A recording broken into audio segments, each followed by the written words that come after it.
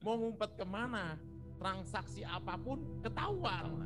Nah, yang ngumpet-ngumpetin pajak 2025 berdoa puasa semua. Meminta belas kasihan pertolongan Tuhan.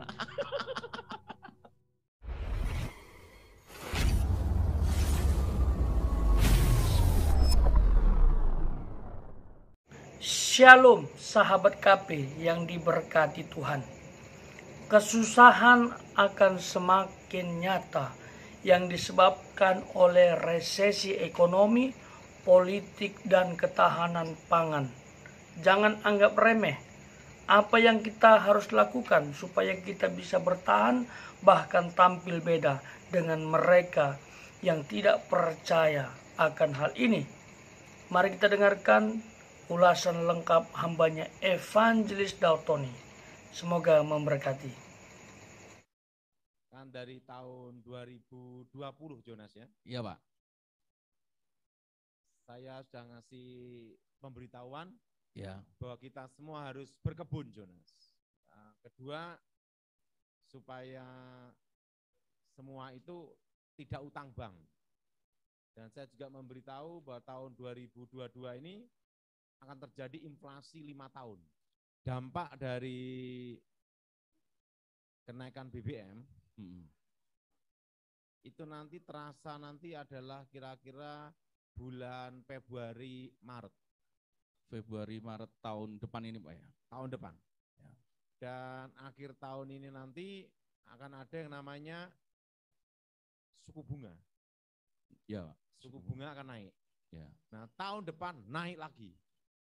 Ya. Dan ini akan terjadi sampai tahun 2025. 2025.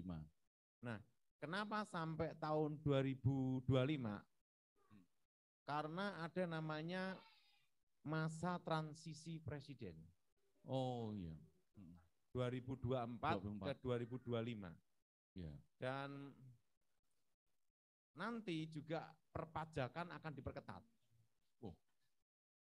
Jadi ada perpajakan yang diperketat lagi nih Pak ya? Iya, itu mulai tahun depan. Wow.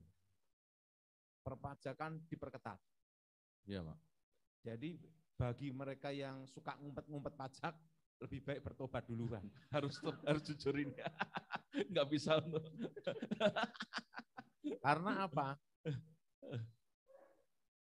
Kalau NIK jadi NPWP, otomatis ngumpet kemanapun ketahuan. Nggak bisa. NIK, KTP jadi NPWP. Nah, itu akan ketahuan.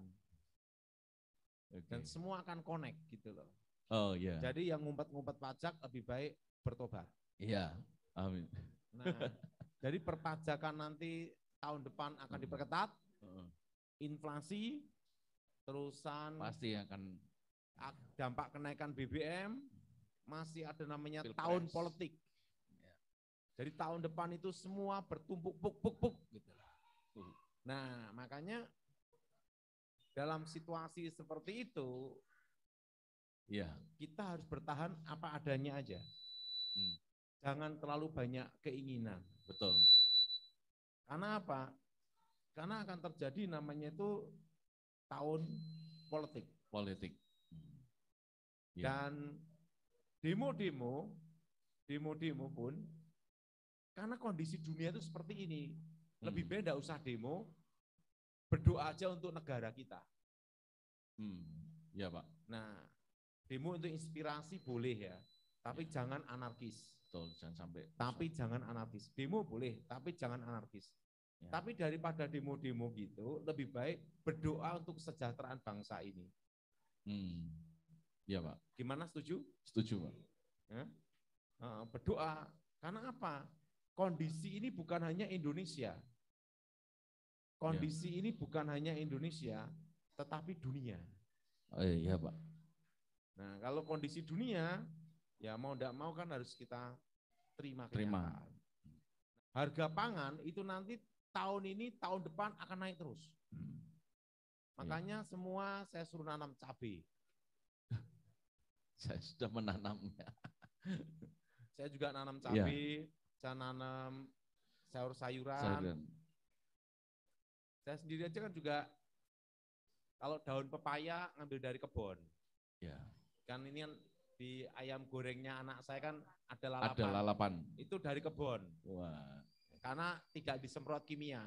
Nah, itu Pak yang bagus. Ya. Jadi kan saya memberitahu bahwa tahun depan itu setitik terang datang. Artinya kita akan kembali ke hidup normal. Ya. Artinya kita akan kembali ke Hidup normal. hidup normal. Itu tahun depan. Setitik terang datang atas bangsa ini. Amin. Nah, yang penting, dan kalau ditanya properti tanah naiknya kapan? Itu nanti di 2025 ke atas, tepatnya 2027. Karena setelah properti itu transisi. terakhir. Apa karena transisi pergantian presiden atau gimana Pak itu Pak? Setelah masa transisi presiden, itu nanti 2027 itu udah mulai namanya kestabilan. 2027. Ya.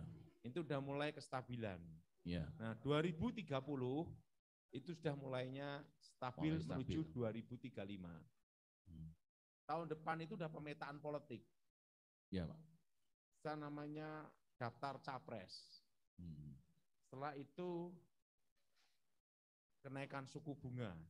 Ya. Setelah itu dampak kenaikan BBM. Ya. Nah, pada waktu seperti itu, ingat kalau inflasi aja, tapi daya beli masyarakat itu bagus, itu tidak ada masalah. Ya. Yang kendalanya nanti itu daya beli masyarakat turun, inflasi.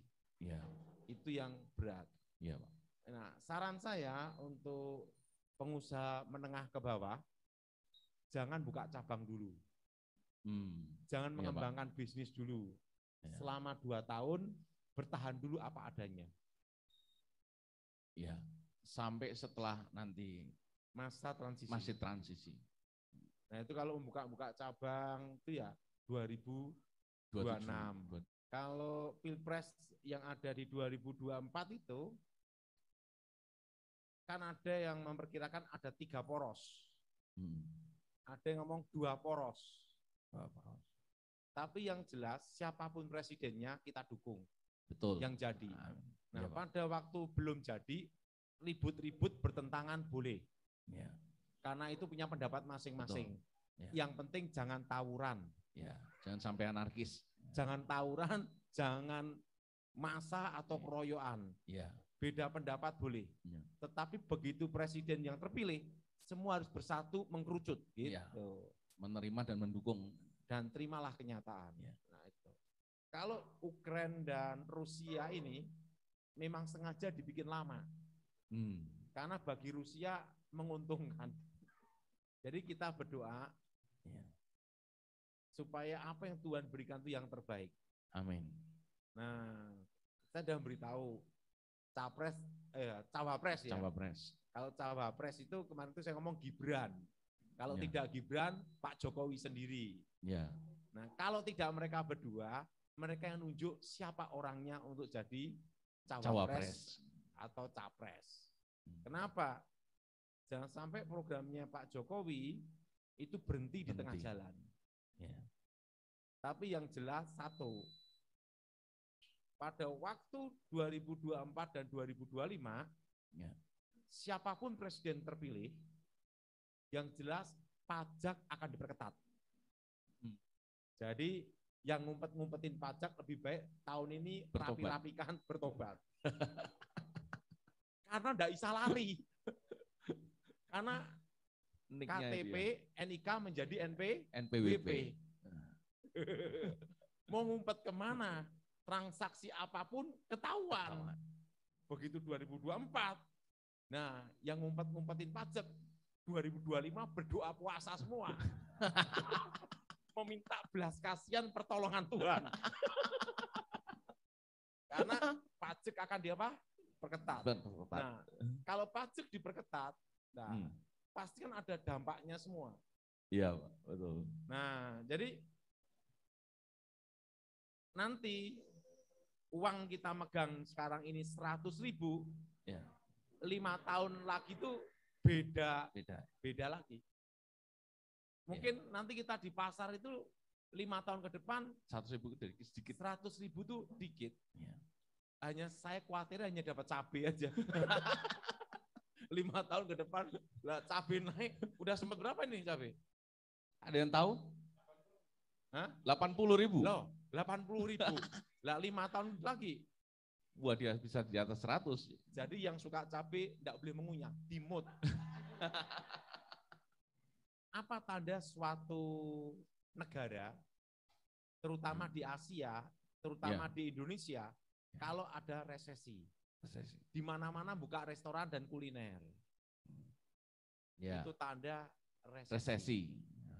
Pegawai dipecat. Akhirnya apa? Buka restoran. Nggak laku, makan sendiri. Gitu. jadi kita ini akan menghadapi masa-masa yang apa nih?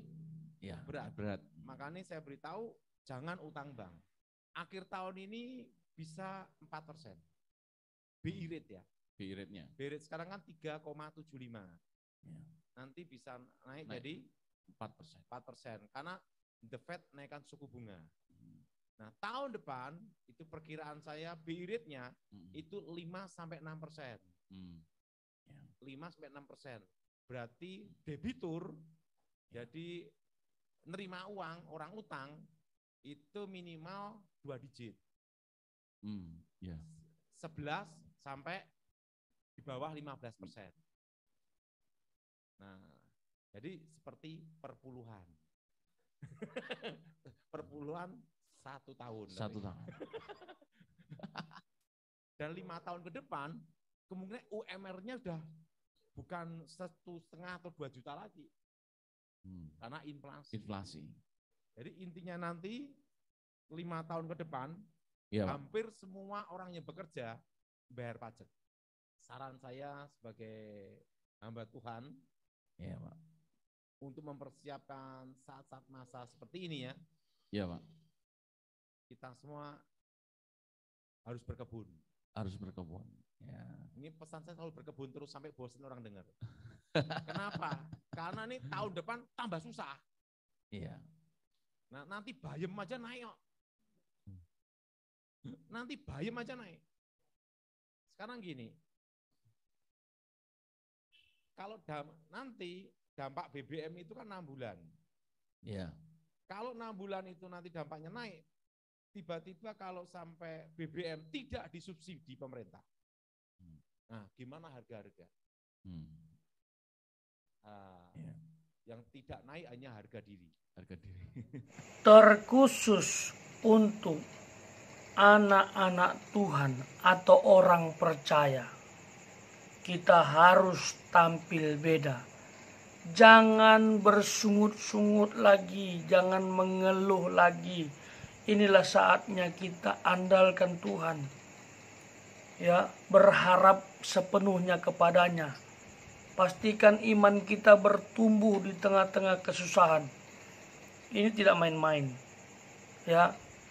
Kesusahan ini bukan saja melanda Indonesia, tapi sudah melanda dunia. Bahkan beberapa negara sudah menyatakan akan bangkrut dan Sri Lanka sudah lebih dulu. Bapak Presiden Joko Widodo mengatakan tahun-tahun ini akan menjadi gelap karena resesi ekonomi, resesi yang kian meningkat, inflasi terjadi, stagflasi terjadi, udah barang-barang naik, daya beli masyarakat turun, ya. Yang ada kebanyakan orang kalau nggak paham demo, protes melulu. Asal ada kebijakan pemerintah yang tidak sesuai dengan hatinya, turunkan Jokowi. Itu apa itu? Percaya kepada pemimpin kita. Tidak ada satu pemerintah pun tanpa seizin Allah. Ya, jadi Bapak Jokowi beserta para menteri dan lain-lain yang membantu pemerintahan dia adalah seizin Allah. Saya pikir negara kita masih lebih baik ya daripada beberapa negara yang sudah menyatakan akan bangkrut. Jadi mari sahabat ikuti pesan Evangelis Daud Tony yang sangat mengerti, ya, dan mendapatkan pesan dorongan hati dari Tuhan. Apa saja yang dia katakan, mari kita terapkan. Minimal kita bisa bertahan, ya, minimal kita bisa menyesuaikan. Tapi saya percaya kalau kita andalkan Tuhan dengan segenap hati, kita bukan saja bisa menyesuaikan atau bertahan, justru di tengah-tengah kesusahan kita bisa bergelimang dengan berkat.